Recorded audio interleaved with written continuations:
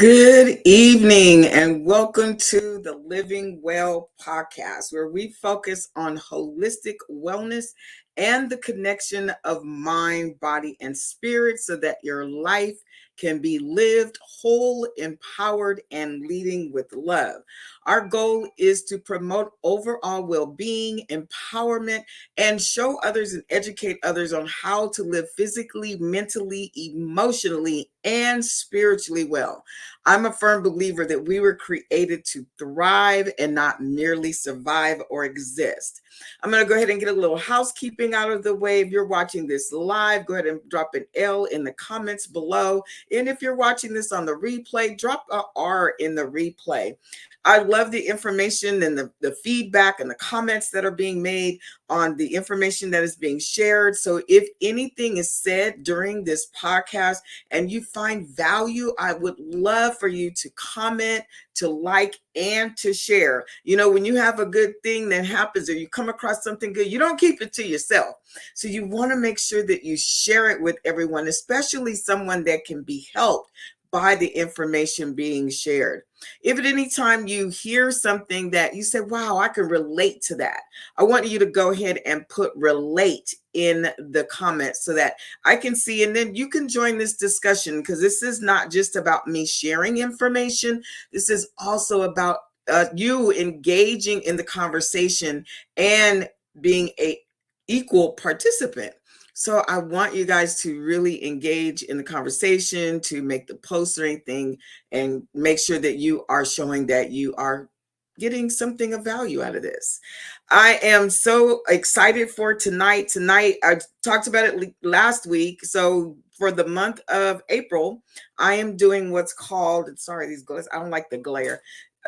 I'm doing what's called the series, the Human Experience series.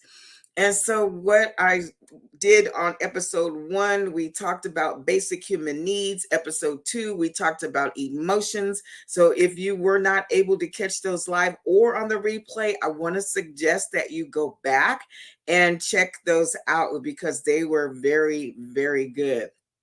Tonight, though, we are going to continue the series for the month of April with the topic for tonight, which is called optimizing health, or optimizing your health, a vital component of the human experience. Now, this covers from the food that we eat to the exercise that we do. Our health literally impacts every aspect of our lives. You know, if you really stopped and thought about it, can you imagine a world where everyone prioritized their health? Okay, everybody doesn't, but just think about if everybody did prioritize their health and overall well-being. Can you imagine the ripple effect that it would have on our society? I mean, things would be better. We would have better quality of life. We would have less illnesses, less diseases, depression, anxiety. All of those things come when you optimize your health. So we're going to spend some time tonight explaining and exploring the importance of optimizing health and how it can lead to a more fulfilling and vibrant life. I'm going to discuss some strategies, and I also want to provide some practical applications, because, you know, it's good to say, you know, this is what you do, but then, well, what does that really mean? How can I apply it to my life? So I'm going to give you some practical applications as well tonight that will strengthen your journey for your self-discovery and empowerment through optimizing your health, because that's really important. My health is my responsibility, and then your health is your responsibility. So I am going to share some slides tonight. I love this. I'm going to be talking about optimizing health, or optimizing your health, a vital component of the human experience. So when you look at that, it says, why is optimizing your health so important? Well, first of all, we want to take a look at what is optimized mean. Optimize means to make as perfect or effective or functional as possible. That means that we want our body to function as best as possible as it can. That means that we want to reduce some different things, that we want to change our eating habits. And I'll go further into detail specifically about that. But when you optimize your health, that means that you're making your health as functional, as functional as you possibly can. Optimizing your health is crucial because it directly impacts our overall well being and quality of life. This also includes our physical, our mental, and emotional. We talked about emotions last week, our emotional health, because our emotions have an effect on how we're feeling, and our feeling tells our brain that we need to behave a certain way because we're feeling a certain way, and then our behavior is brought out based on how we're feeling. So we want to make sure that we're watching our emotional health, and this better helps us to better equip to handle the challenges and the stresses of daily life.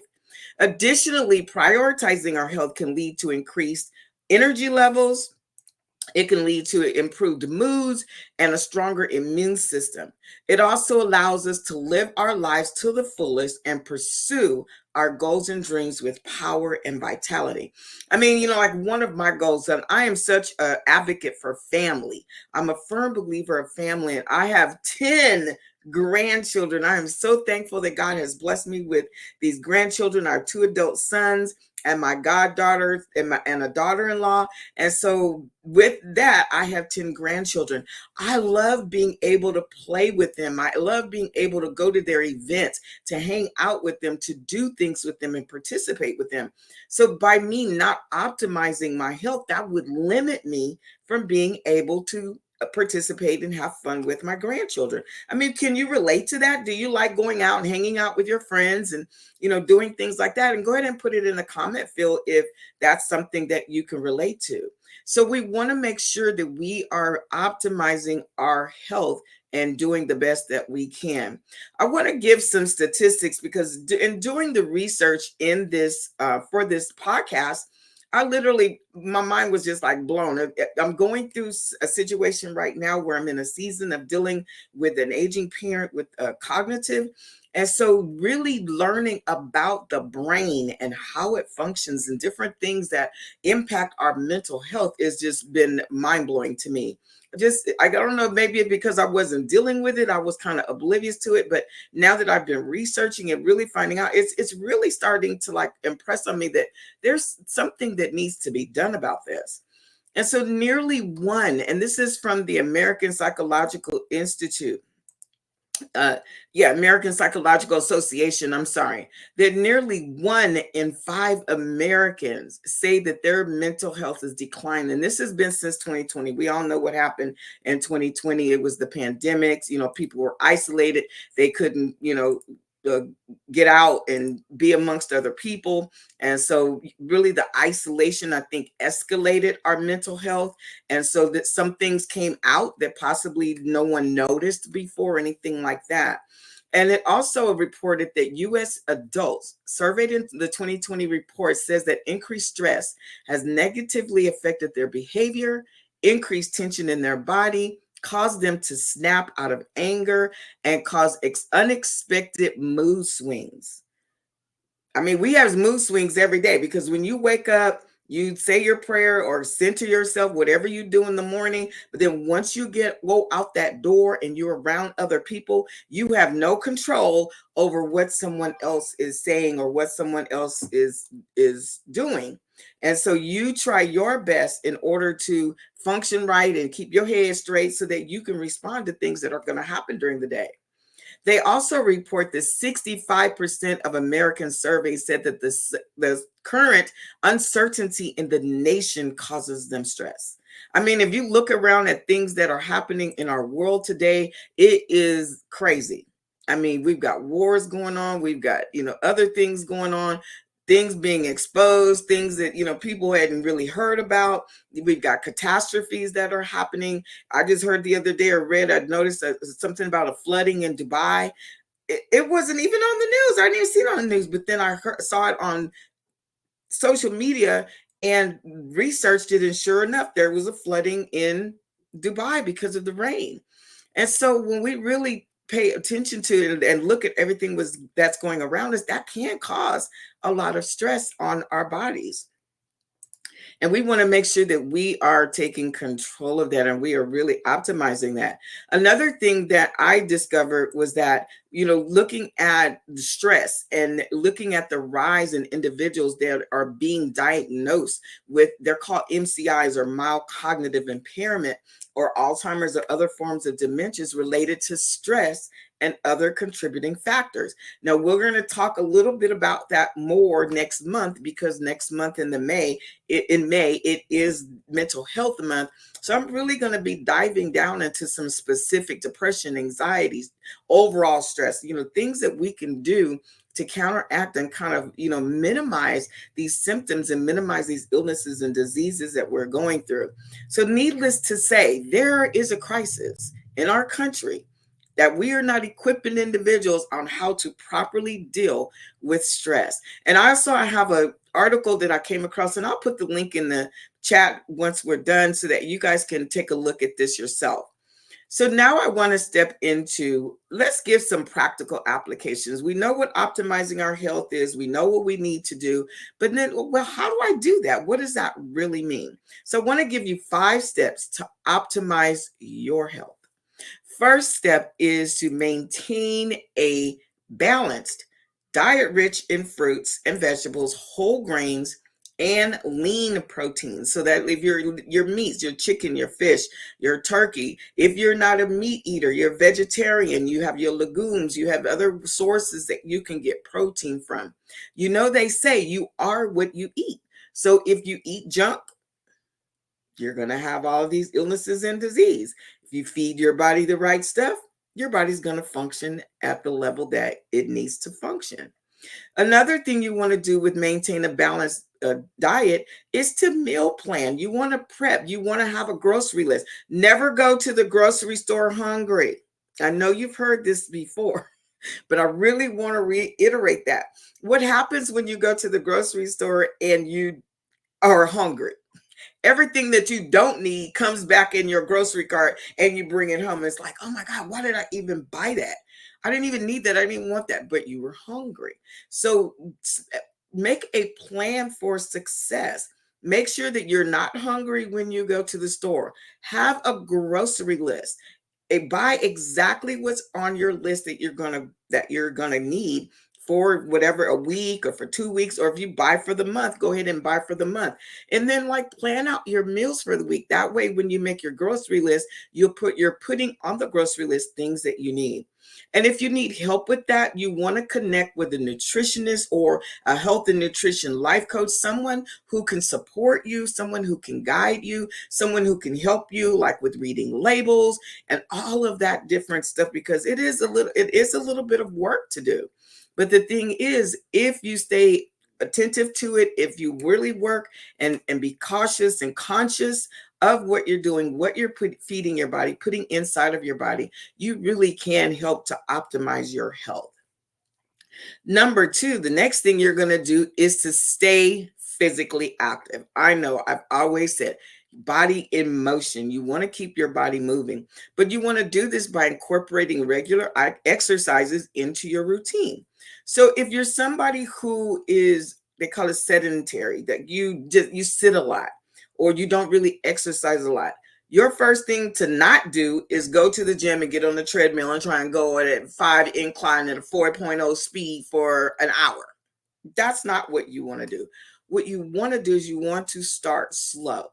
But the bottom line is you just want to start. Do walking, whether it's on a treadmill, preferably it's out in nature. That where you're getting air, you're getting the fresh air, you're breathing, you're getting to become one with nature. You can see the trees, you hear the birds chirping. I don't know about you. Sometimes I put in earbuds and at least one so I can hear in case somebody tries to, come up behind me or something. But, I'll have music on. I'll have gospel music on, or I call it soaking music, like it's relaxing music, or even an exercise. I have an exercise playlist. So I will put that in and I'll just go for a walk. I used to do 4-mile walks. That is something that you can do. You can start by just walking. If you have issues with your knees or your back or anything else, you want to make sure that you consult your doctor before you start an exercise program, so that you're making sure that you're not harming yourself. You also want to connect with others, that, accountability partners. somebody who can help keep you motivated. Because that's the thing. A lot of times we try and do this thing on our own, and first thing we overdo it, then we get sore, and then we're like, oh no, I need to stop, I can't do it. Or we talk ourselves out of optimizing our health. And we want to make sure that we connect with someone besides ourselves so that we are kept accountable and we are motivated. Someone, hey, I'm supposed to be going to the gym today, but I don't feel like it. Girl, you better get your clothes on and go. I'm right there with you. Come on, I'll meet you there in 20 minutes. You want to have somebody in your life like that. And when you stay physically active, it improves our cardiovascular health. We have heart disease. It helps to strengthen your muscles, your bones, boost your mood and mental health, and increase your overall energy levels. Regular physical activity can also help to reduce the risk of chronic diseases such as heart disease, diabetes, high blood pressure, which is hypertension, which, that's a whole nother story, and certain types of cancers. So you want to make sure that you are staying active. The third step that you want to do is get enough quality sleep. I've mentioned this before, but you want to make sure that you get enough sleep in order to in order to in order for your body to rest and recharge. It's stated that we need anywhere from 7 to 8 hours of sleep per night. Now, this can, vary depending on your body type, depending on your work shift, what hours you work, or different things. But even with that, I used to work midnight shift, and I used to hate it because it's during the daylight that I would sleep, and I would have to use the blackout curtains and the mask over my eyes in order to get sleep. But I felt like it was like, oh, I'm on the wrong side of the globe here. And so a lot of people do, they work the night shift, and so they find it hard to sleep. Or if you're working like a swing shift, you can have work hours that really interfere with your sleeping. But you want to see if you can find some way to sleep 7 to 8 hours of sleep per night. This is when, and I said, it says the body rejuvenates and repairs. Well, what does it repair? It repairs your tissues, it consolidates memories, it regulates your hormones. These are all things that happen when you are resting. So when you don't get enough sleep, it can lead to a variety of health issues, heart disease, diabetes. So it's really important for us to prioritize health as a part of a healthy lifestyle. We want to make sure that we are incorporating rest. Step number 4, manage stress. Now, this is a huge one. You want to make sure that you manage your stress. There's several ways that you can do this. You have relaxation techniques. The first one I mentioned is meditation. I listen to what's called soaking music. I'll read the Bible. I'll meditate on scripture. I will just, really just quiet myself. I journal. I write down what I'm grateful for. This helps to manage my stress.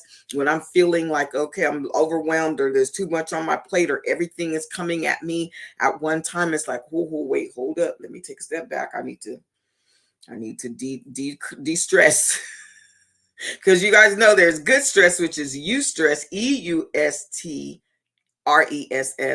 And that's the good stress. That is the stress that helps you, motivates you, and pushes you forward to do positive things. But then there's distress. Your body is in distress. That's a bad thing. That's negative.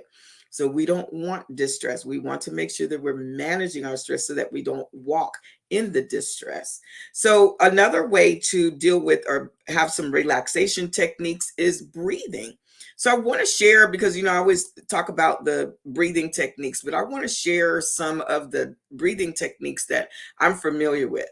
And so the first one is called diaphragmatic breathing. This is also known as belly breathing. That means you're going to breathe from your belly. It's a deep breathing technique that involves breathing deeply into the diaphragm rather than slowly inhaling into the chest. So you're going to breathe in from here. What that does is that helps to reduce stress and anxiety by activating the body's relaxation response.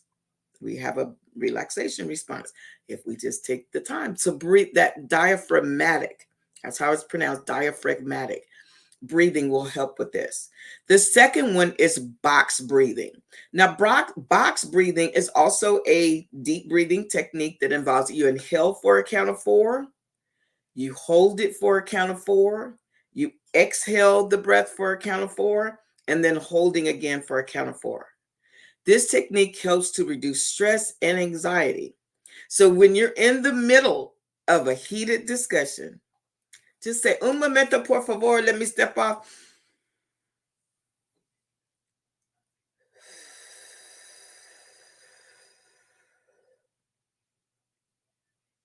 Now, you may need to do that a few times,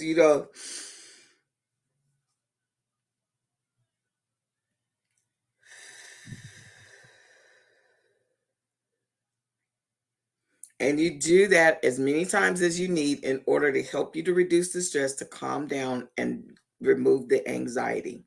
The last breathing technique is called 4-7-8. So this is also a deep breathing exercise that involves inhaling for a count of 4, but you're going to hold the breath for a count of 7, and then you're going to exhale for a count of 8. This technique is believed to help calm the mind and reduce stress. All of these techniques can help to calm the mind, the body, and the spirit, reduce stress levels, and to promote relaxation. So whether it's meditation, whether it's breathing techniques, make sure that your relaxation, spending some time in self-care. The last step, step number 5, is staying hydrated by drinking plenty of water throughout the day. Now, the human body is made up of 60%, on average, roughly 60% of water, the entire. Now, you have different organs that are more percentages of water, but just overall, the human body is average of roughly 60% of water. So the amount of water in the body can slightly change with your age, with your sex, and also hydration levels. How do you hydrate? Do you drink enough? I also have a link to that, like what percentage of human body is water, just so you guys can see. It's come from Medical News Today, doing the research. So normally they say on an average, you should drink at least 8 to 10 cups of water. So a cup is 8 ounces.